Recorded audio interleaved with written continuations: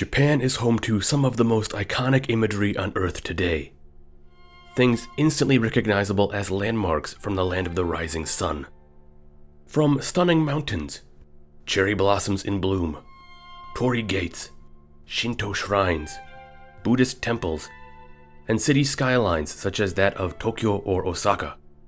There are plenty of things that if you were to show a picture to really anyone, they would immediately recognize it as Japan. However, there is one site that, in my opinion, tops all of the above. Structures so uniquely Japanese and rooted in history that their very existence makes them stand out as perhaps the most iconic symbol of Japan and its feudal past. I am obviously referring to the castles of the samurai. Yet, like many aspects of Japan and its history and culture, samurai castles have an incredibly fascinating yet surprisingly misunderstood evolution. So today, what we are going to do is dive back into time to see the rise, fall, and, well, rise again of Japan's castles. We are going to first start things off in the 7th century. Although fortifications in Japan started appearing many centuries prior, it is at this point we not only begin to see shifting events in the Japanese military that would later lead to the rise of the Bushi, eventually coming to be known as the samurai, but also where we can start tracing the origins of proper Japanese strongholds. For a long time, forts in Japan were essentially walled mansion-like structures. These were often homes to landlords and, for the most part, were situated near the fields. At a time of war, these would also be surrounded by wooden palisades, dirt walls, and in a lot of cases, moats. There is even evidence to suggest that bundles of rice were used at one point as methods of protection from enemy arrows. Evidence of more significant early defensive structures, known as kogoishi, can actually be found in Kyushu, where it appears fortifications were somewhat ahead of their time when compared to the rest of Japan. Kogoishi are seen to be inspired often by Korean forts that were typical for the time, employing much more earth and stonework to improve their strength and resilience. However, a greater example of the first stone fortifications in Japan appear more on the northwestern coast of Kyushu. Because of growing tension and turmoil between Japan and Korea following the fall of the Japanese ally Baekje in the late 600s, there became an increasing fear that mainland forces may eventually try to invade the Japanese islands. This prompted Japan to construct a series of defenses along the coast of Kyushu to prevent such an occurrence. These fortifications were largely built of stone and would come to be manned by the newly commissioned army of Japanese conscripts, Japan's early attempt at a nationwide military prior to the samurai. Luckily, an attack never came, at least not yet. The Mongol invasions of course happened way later, thus the defensive line was never really needed. It still remains, however, as evidence of an early shift towards using stonework in defensive structures, even though for many more years the majority of Japan would continue using wood to build their forts. In fact, the reason for this is because wooden forts could be so easily erected and dismantled. Forts were of course used mainly during times of war for defensive protection. Often when they were no longer needed, they would actually be torn down. This philosophy began to change, however, as we move into the Heian period, and the age of the samurai came into being. Throughout the Heian period, we start to see more internal conflicts as various rebellions erupted across the country from time to time. This inevitably caused forts to become more permanent defensive installations. Following the Genpei War, which caused the samurai to take control of the country and initially rule it through what would be remembered as the Kamakura Shogunate, samurai military land governors were assigned territory across the country. Although many of these samurai land governors did not possess traditional forts, but rather lived in the same old walled manors, these early samurai mansions are often referred to as yakata. And even though the yakata would come to dominate the next several hundred years, we can also start to see the early rise of another form of fortification, the yamajiro, mountain castles. These structures were of course built atop mountains, a naturally defensive terrain, upon which a central keep called a tenshu sat, surrounded by wooden stockades that linked together towers and gates. Yet it is important to note that these new castles were not meant to be a residence for the lord, as in most cases they were simply used for defensive means, as the lords themselves often lived in a yakata at the foot of the mountain. While the Yamajiro slowly came into existence during the Kamakura and later Muromachi period, it would still be some time before its design really took off. In the meantime, Japan would be threatened by the Mongol invasions of 1274 and 1281, and it is here once again that we see Japanese forces utilize stonework for defensive measures, as a stone wall would be constructed around Hakata Bay, near the city of Dazaifu, the administrative center of Kyushu. But as we all know, the best defense against the Mongols was actually just the weather.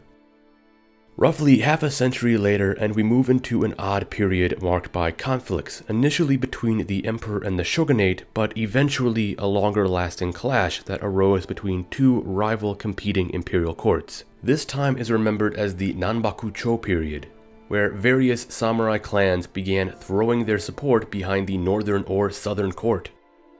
Lasting a little over 50 years, this turbulent age would come to see a greater rise in the Yamajiro, as internal warfare became more relevant. Yet the true rise of the samurai castle was still yet to come.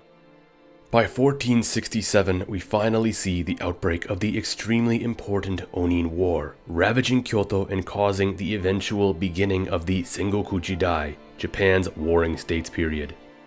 As the authority of the Ashikaga shogunate crumbled to pieces, many of the former samurai land governors became more and more autonomous, which in turn caused a rise in ambition as many of these lords transitioned into the independent daimyo, who fought to expand their own territory and regional influence. It is here we finally see the construction of the Yamajiro boom, as hundreds of lords across the country sought to increase measures to defend their land and command their authority. All across the country, Yamajiros began popping up, as it is estimated that around 5,000 of them would be built throughout the period. In addition, because of this turbulent and chaotic age of war, the Yamajiro became more sophisticated, now often incorporating more stone bulwarks, extensive lengths of wooden palisades, additional towers, and both dry or wet moats. This went to create a fortification that was not only defensively advantageous, but also confusing for attackers to attempt to make their way through what could potentially be a winding array of earthen walls, wooden palisades, gates, and towers. To further bolster a defensive position, daimyo also began to incorporate satellite castles known as shijo, extra forts that were erected on surrounding hills, creating a strong defensive network, linking together with each other and the lord's main Yamajiro. For roughly 2/3 of the Sengoku Jidai, the Yamajiro was the main form of samurai castle. Yet that was set to change following the rise of Oda Nobunaga, the first of Japan's three great unifiers. Seeking to create a castle that not only functioned for defensive purposes, but was also meant to be an administrative power base and beacon of culture that worked to impress and intimidate, Nobunaga constructed Azuchi, Japan's first modern castle. Situated in a central position between east and west, and also strategically near the capital Kyoto, Azuchi was a work of ingenuity. Being built atop a hill rather than a mountain, it incorporated not wood but strong stone walls. Its colorful and flamboyant tenshu was 7 stories tall, 4 stories taller than what was the norm at the time, and was surrounded by various smaller towers. Interestingly enough, it is even said that Nobunaga decided that his personal quarters would be inside the tenshu, and not in an adjacent manor house. Purposely situated near where 3 highways merged coming from the east, and allowing a growing settlement to prosper surrounding it, Azuchi became a logistical and administrative masterwork. Although the lifespan of Azuchi would be cut short, being burnt down by the traitor Akechi Mitsuhide just 3 years after its completion, Azuchi's legacy would live on, as it marked a turning point in samurai castle construction. From that point on, most newly constructed castles began to emulate the impressive administrative and defensive design Azuchi displayed, using greater amounts of stonework and larger overall structures, combined with easy access to nearby roads and flourishing castle towns. This really was the birth of the iconic samurai castle we all know, which sort of factors into an interesting misconception that samurai castles always looked like this, when in reality, its design was born late during the Warring States period. And as these newer castle styles began to increase, we can also begin to see new forms of samurai castles arising across the country. Soon alongside the Yamajiro, we also begin seeing Hira-Yamajiro, hill castles, Hirajiro, flatland castles, and Ukishiro/Mizujiros, floating or water castles, known for their impressive moats. Each type of castle possessed a unique challenge for an attacking force, yet what began to make things more complicated was innovations in wall arrangement. Primarily, there were 4 types of castle layouts that arose throughout the period. These are known as nawabari. And with castles such as Azuchi, which became more elaborate, we can also begin to see more structures incorporated into them. Things such as towers, enclosures, baileys, storehouses, and living quarters for the lords, retainers, and the rest of the garrison. So with that said, let's now take a look at the 4 styles of castle layouts. The first we have is called doshinen. It is almost a pyramid of layers stacked atop one another, with the tenshu in the center at the top.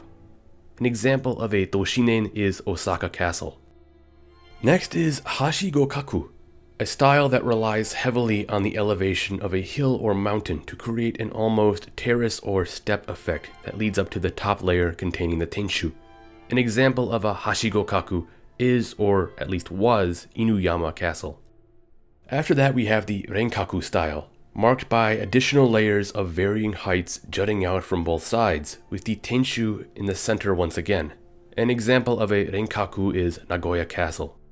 The last layout style is simply known as complex. Similar to the renkaku style, the complex incorporates various layers jutting out from the center. However, with an increased variety and sheer amount of random layers, this style was very hard to attack. An example of a complex castle is Meiji. Additionally, with the wall construction growing and becoming more and more elaborate due to increased stone usage, castles became far better defensive killing machines. Not only were towers utilized to provide increased defensive measures, but there was also the addition of various shooting holes known as sama, which lined the entirety of the walls. Each sama was a different shape, designed for a different purpose. Rectangles were used for archers, while triangular and circular holes were used for firearms. On top of that, unique ornamentation also made an appearance, adorning different parts of the castle. These decorative fittings often displayed the symbol of the clan, or were made in the image of a spiritual creature to provide some form of protection to the castle. As natural disasters happened often, it was not uncommon for a castle to burn down due to lightning strikes or negligence. Even more so, to combat Japan's frequent earthquakes, the stonework of the walls was always installed without mortar. This was done so that the stone could easily sway better during earthquakes, allowing the structure atop to move as well. So with castles becoming so much larger, defensible, and sophisticated, we should probably ask the question, how did an attacking force try to take a castle? Well, just like any castle built anywhere around the world, the primary objective when storming a castle is to get over the walls.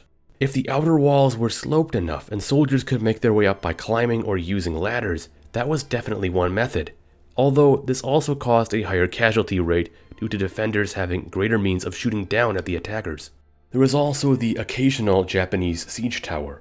However, while in the West siege towers were used to get atop walls, in Japan, largely due to the sloped nature of castle walls, they were not always able to be used in this fashion. Thus, instead, they were more often used simply to provide elevation for archers and gunners to shoot down inside the castle. Battering rams were also used quite frequently, but using a battering ram also put those operating it at a greater risk of attacks from trapdoors, where defenders would fling down stones, boiling water, or even hot sand. But if the terrain was suitable, which it often wasn't, and there were skilled artisans on hand, samurai armies also employed the use of catapults to throw boulders or explosives at the enemy. Eventually, as we move into the later years of the Sengoku Jidai, we start to see more modern weaponry used against castles.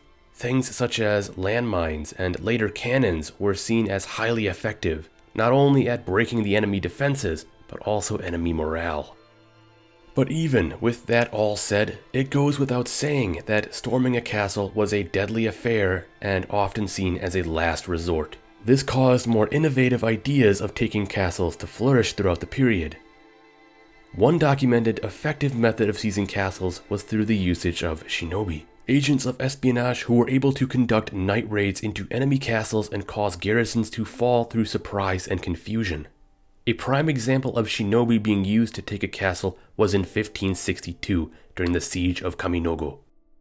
However, there is no better example of conducting sieges than by viewing the many methods used by Toyotomi Hideyoshi, the second of Japan's three great unifiers. From using diplomacy to sway castle lords over to his side, brutality to starve out defending garrisons, and even diverting rivers to flood entire surrounding areas, cutting castles off completely.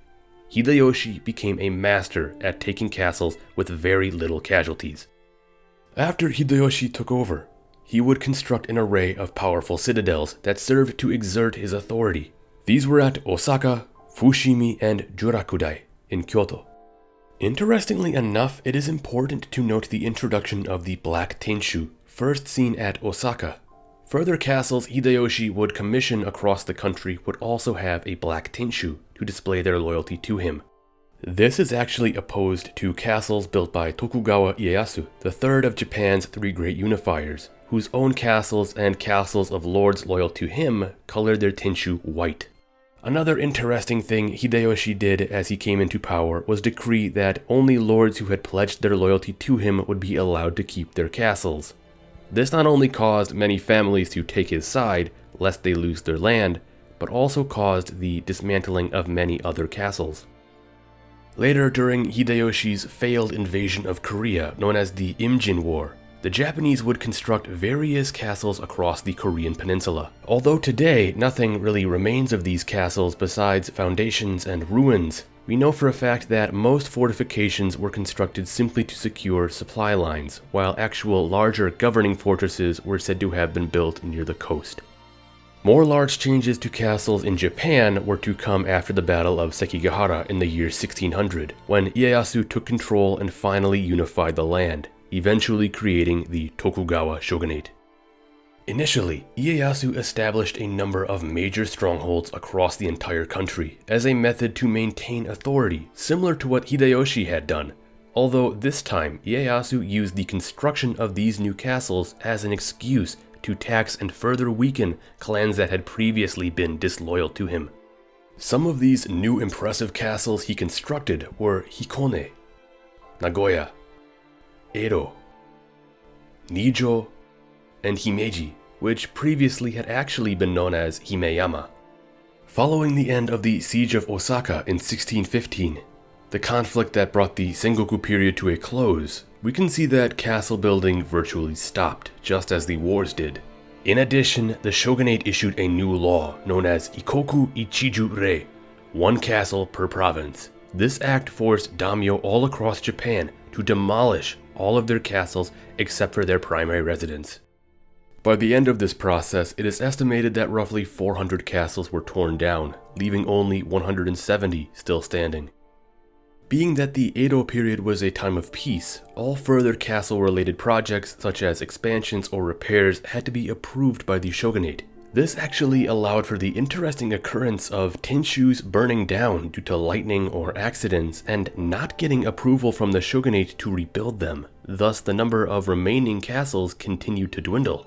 What further caused the number to decline was after the fall of the Tokugawa shogunate in 1868, followed by the Meiji Restoration, which brought the emperor back into power and the dismantling of the samurai. With castles being somewhat viewed now as an unsightly reminder of Japan's feudal past, an order would be eventually given for more of them to be torn down, in time only leaving 19 tenshu still standing. Yet what is cool to note is that due to the fact that the stone foundations to many of these castles were so hard to remove, many of them still remain today. Thus, even though the castle no longer exists, all across the country you can still see where many of these castles once stood. Later, during the Second World War, 7 more castles would unfortunately be destroyed by Allied bombing. However, following the war, as a new rise in the interest and popularity of feudal Japan began to spread, many of the tenshus destroyed would be rebuilt, and others would even come to be recognized as UNESCO World Heritage Sites. Thus, samurai castles started to make a huge comeback long after they were actually used. Throughout the remainder of the 20th century, the castles of the samurai became a staple image of Japan, important structures that linked the modern country back to its unique and fascinating feudal past. Today, there are around 100 Japanese castle sites that you can still visit. Although only a handful are still originals and others are just preserved remains, many have actually been authentically rebuilt so that we can experience them in all of their grandeur. In the future, I plan on coming back to talk more about samurai castles and dive deeper into specifics, because I know there is a lot more extra information I decided not to get into here. But now though, what I want to hear is, what is your favorite samurai castle? Which ones have you visited or would like to see at some point? Let me know in the comments below. Yet, as always, thank you so much for watching, and don't forget to like, subscribe, and ring that notification bell if you enjoyed this video and found it to be most informative.